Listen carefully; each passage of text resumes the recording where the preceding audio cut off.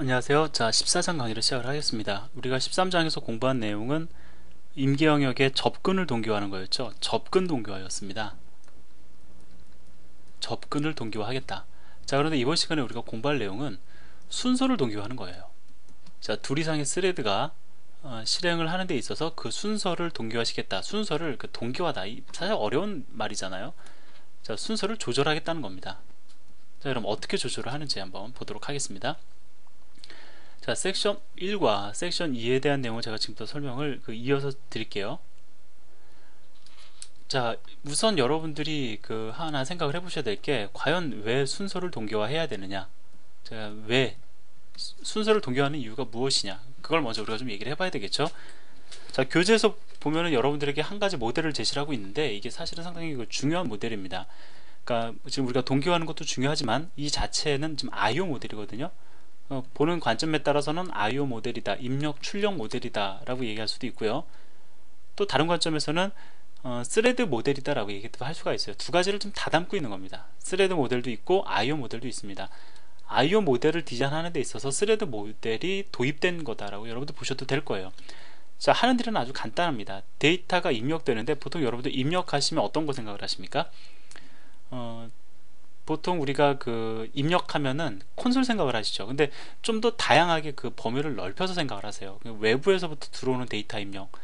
뭐 예를 들어서 여러분들 인터넷으로 연결되어 있으면은 인터넷 외부에서 서버로부터 데이터가 여러분들 클라이언트 PC로 데이터가 입력되어 수도 있는 거죠. 이렇게 해서 데이터가 입력이 되고 그 입력된 데이터를 지금 출력이라고 쓰고 있는데 출력이 아니면 다른 용도로 사용을 하셔도 상관없습니다. 하여튼 그 입력된 데이터를 출력 혹은 가공, 가공이라고 그러면 좀 변경시키는 거죠. 가공해서 이거를 갖다가 이용하는 그런 모델이 있다고 가정을 해보겠습니다. 보통 우리가 이러한 경우에는 단순한 거를 생각을 하죠. 어떤 스레드의 개념을 도입을 안 시키고 데이터가 입력이 예를 들어서 10바이트가 입력이 됐다. 그러면은 그냥 가공해서 이용하는 거, 즉 출력하는 거 10바이트 출력하면 되죠. 자, 순서가 정해져 있어요.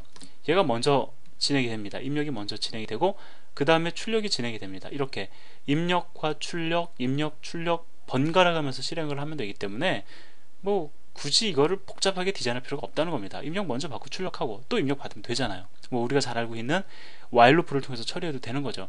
자, 그런데 여기는 한 가지 문제가 있습니다. 어떤 문제가 있냐면 출력은 이미 그 사이클이 정해져 있습니다. 어느 정도 시간이 걸릴지도 우리가 알고 있어요. 뭐 대략 10바이트 데이터가 들어왔으면 10바이트 데이터 출력하는 정도의 시간이 걸리겠죠. 자, 그래서 출력은 사실 어디에 의존적이에요? 출력이라는 것은 입력에 의존적입니다. 입력된 크기만큼 출력이 이루어지죠. 자, 문제가 한 가지 있는데, 하지만 입력은 누구에 의존적이에요? 외부 환경에 의존적입니다. 외부로부터 데이터가 많이 들어오면은 받아야 될, 입력해야 될 데이터가 많은 거고요. 그 다음에 외부로부터 데이터가 적게 들어오면은 뭐 처리할 데이터도 그만큼 적은 거죠. 자, 여기서 문제가 생길 수 있는 게 뭐냐면, 예를 들어서 뭐 10바이트씩 데이터가 들어오다가 그럼 10바이트를 읽고 출력하고 내가 가지고 있는 시스템에서는 이거를 처리하기에 전혀 문제가 없었다고 가정을 해보겠습니다. 그런데 어느 순간 외부의 요인에 의해서 뭐 10메가바이트가 갑자기 들어왔다고 가정을 해보자고요. 그럼 어떤 문제가 생기겠습니까? 지금 출력하고 있는데 외부에서 10메가바이트가 갑자기 한 번에 들이닥치고 있어요. 자, 그러면 이거를 다 읽어드릴 수가 있겠습니까? 다 읽어드릴 수도 있지만 만약에 얘의 성능에 문제가 있다라고 하면은 뭐 좀 그거를 처리하기에 원활한 리소스를 가지고 있지 않다라고 하면은 데이터의 손실이 발생할 수도 있다는 거예요. 자, 그 손실이 왜 발생을 하는가, 포인트를 여러분들이 찝으셔서 이해를 하셔야 되는데, 계속 읽기만 하면 손실 안 생기겠죠. 물론 뭐 읽어다가 하드디스크에다 저장하거나 이러면 전혀 문제가 안 됩니다. 근데 언제 문제가 생기냐면은 계속 읽어드리는 것이 아니라 한 번 읽고 뭘 해야 돼요? 출력해야 되죠. 출력하는 와중에도 데이터가 계속해서 밀어닥치는 경우에는 감당이 안 되니까 그러한 과정에서 손실이 발생할 수 있다는 겁니다. 자, 그래서 실제로 그 시스템 전문가들이 입력 출력 모델을 디자인을 할 때 이러한 형태로 디자인을 많이 합니다. 자, 보시면 얘는 입력 스레드예요. 그리고 얘는 출력 스레드입니다. 각각이 하는 일이 이렇습니다. 입력 스레드는 계속 데이터를 입력만 받아요. 자, 그러니까 10메가바이트가 오든 10바이트가 오든 전혀 문제가 안 되겠죠. 계속 데이터를 입력받아서 어디에다 쌓아놓냐면은 출력 용 버퍼에다가 데이터를 쌓아 놓습니다. 뭐 예를 들어서 얘가 20MB라고 가정을 해볼게요. 자, 그러면 데이터를 차곡차곡 쌓아 나가고 있겠죠. 그럼 버퍼가 견디는 한도 내에서는 출력이 아무리 더디게 일어나도, 즉 얘가 데이터를 가져가는 속도가 더디다 할지라도 문제가 전혀 안 된다는 겁니다. 자, 그래서 기본적인 모델이 입력이 출력보다 늘 자주 발생한다라고 하면 버퍼의 크기를 훨씬 더 많이 잡아줘야 되겠지만, 일반적으로 어느 순간에 갑작스러운 버스트가 발생을 한다, 어느 순간에 갑자기 데이터가 밀려닥칠 수 있잖아요. 자, 그러한 경우를 대비해서 입력 출력 스레드를 분리하고 그것을 대비하기 위한 적절한 크기의 버퍼를 두는 이러한 IO 모델을 상당히 외부에서 선호합니다. 여러분들 실제로 프로젝트 진행을 하시다 보면은 이러한 모델을 도입해야만 하실 수도 있을 거예요. 자, 그러면 여기서 보면은 이 스레드를 가리켜 우리가 뭐라고 얘기를 하냐면 생산자 스레드라고 얘기를 합니다. 데이터를 자기가 직접 생산해낸 건 아니죠. 하지만 스레드 지금 출력을 하는 스레드 입장에서는 얘가 데이터를 가져다 준 거기 때문에 생산자라고 바라보는 거고요. 자, 생산자에 상대되는 개념인 이 스레드를 가리켜 우리가 소비자라고 얘기를 합니다.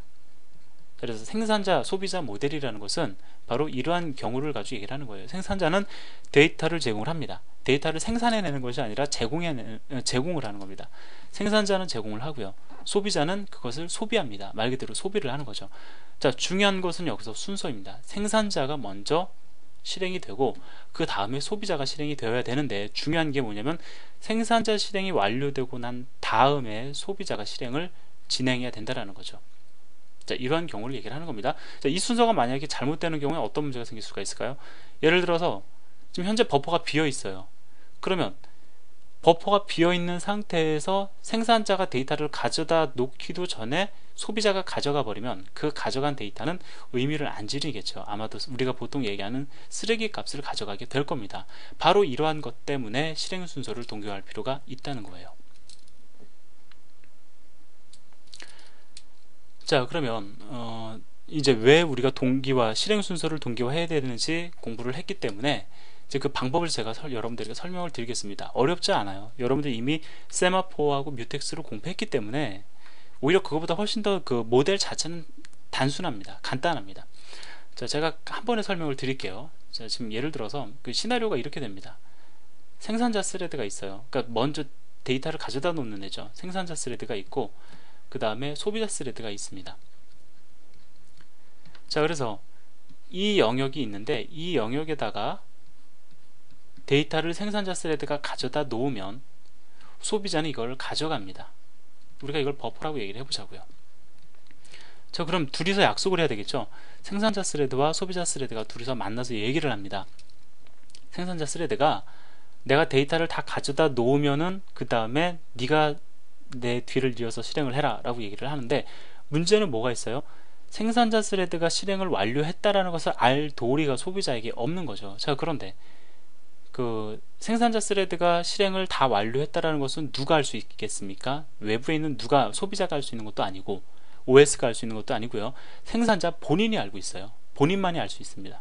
생각을 해보시면은 실제 생산자 코드는 자기가 실행하는 과정에서 어디까지 실행이 완료가 되었을 때, 자, 지금부터는 소비자가 진입을 해도 되겠구나라는 것을 우리 프로그래머가 결정할 수 있는 거잖아요. 그렇기 때문에 실제로 그거를 결정할 수 있는 대상은 생산자 스레드 본인입니다. 그래서 둘이 약속을 해요. 우리 커널 오브젝트 하나 만들자. 자, 커널 오브젝트 만들고 얘를 초기에는 넌 시그널드 상태로 두자.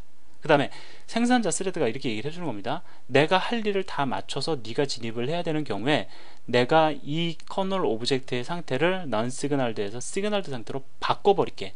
자, 그러면 시그널드 상태로 바뀌었을 때 그것을 감지하고 소비자 스레드인 너는 이제 버퍼에 들어가서 추가적인 작업을 진행을 하면 된다라고 이제 약속을 한 겁니다. 자, 소비자 스레드는 그럼 뭘 해야 돼요? 이 커널 오브젝트를 바라봐야 되겠죠.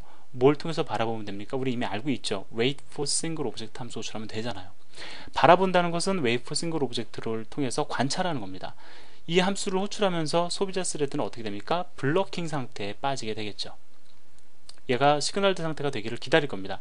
생산자 스레드 같은 경우에 자신이 할 일을 다 하면은 이 커널 오브젝트를 시그널드 상태로 바꿔줘야 되는데, 이때 호출하는 함수가 바로 set event라는 함수예요. 자, 그러면 전반적인 이벤트 기반 동기화의 모델은 제가 여러분들에게 설명을 드렸는데, 자, 그럼 조금 더 깊이 들어가서 수동 리셋 모드 이벤트가 있고 자동 리셋 모드 이벤트가 있는데 이 둘에 대해서 제가 설명을 드리겠습니다. 자, 일단 create 이벤트라는 함수를 이용을 해가지고 이벤트 객체를 생성을 해요. 자, 그런데 생성을 할 때 여러분들이 수동 리셋 모드 이벤트냐 자동 리셋 모드 이벤트냐를 결정할 수가 있습니다. 자, 요거에 대해서 좀 설명을 드리면 수동 리셋 모드 이벤트라는 것은 뭐냐면은 이벤트 오브젝트가 신호를 받은 상태, 시그널드 상태, 이건 난 시그널드 상태가 되건 그것을 일일이 수동으로 다 조작해 주지 않으면 상태가 변경되지 않는 이벤트 오브젝트를 말하는 거예요. 뭐 말은 길게 했지만 아주 간단하죠. 수동으로 다 해줘야 된다는 겁니다. 자, 자동 리셋 모드 이벤트 같은 경우는 뭐냐면 이벤트를 주는 것, 즉 시그널들을 주는 거는 여전히 수동입니다. 왜? 생산자 스레드만이 그 타이밍을 알 수 있기 때문에. 이게 만약에 자동이다라고 하면 그 자체가 의미가 없는 거죠. set 이벤트, 이건 수동이에요. 하지만 시그널드 상태에서 이벤트 오브젝트가 난 시그널드로 돌아가는 것은 자동이라는 겁니다. 다시 말씀을 드리면 wait for single object 함수 호출해가지고 스레드가 블러킹 모드 상태에 있다가 시그널드 상태가 되면은 스레드가 빠져나오죠. 빠져나옴과 동시에 이벤트 오브젝트가 자동적으로 난 시그널드 상태가 된다는 겁니다. 이러한 이벤트 오브젝트를 우리는 뭐라고 얘기를 하냐면 자동 리셋 모드 이벤트라고 얘기를 해요. 자, 그러면 어떠한 경우에 수동 리셋 모드 이벤트를 사용을 하고 어떠한 경우에 자동 리셋 모드 이벤트를 사용을 하는지 그 또 모델을 한번 얘기를 해보겠습니다. 자, 커널 오브젝트 있어요. 얘는 지금 현재 자동입니다. 자, 그 다음에 커널 오브젝트 하나 있어요. 얘는 수동입니다. 자, A와 B라는 스레드가 둘 다 대기 중에 있습니다. 마찬가지로 수동이죠. 얘도 대기 중에 있습니다.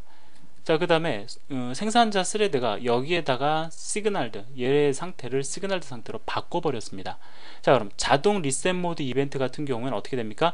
wait for single object 함수를 호출해서 대기하고 있는 두 개 스레드 중에서 하나만 빠져나오고 한 스레드가 빠져나오자마자 얘는 바로 어떻게 됩니까? 자동이니까 난 시그널드로 바뀔 거예요. 하나의 스레드가 빠져나오자마자 바뀌어버리니까 결국은 둘 중에 하나만 실행의 기회를 얻게 되겠죠. 자, 반면에 수동인 경우에는 얘가 시그널드 상태로 바뀌어버리면 어떻게 됩니까? 계속해서 시그널드 상태로 남아있기 때문에 A 스레드와 B 스레드가 동시에 빠져나오게 될 거라는 겁니다. 자, 이것만 여러분들 아시면 이제 그 적용할 모델은 여러분들이 생각을 하실 수가 있죠. 자, 결론은 그겁니다.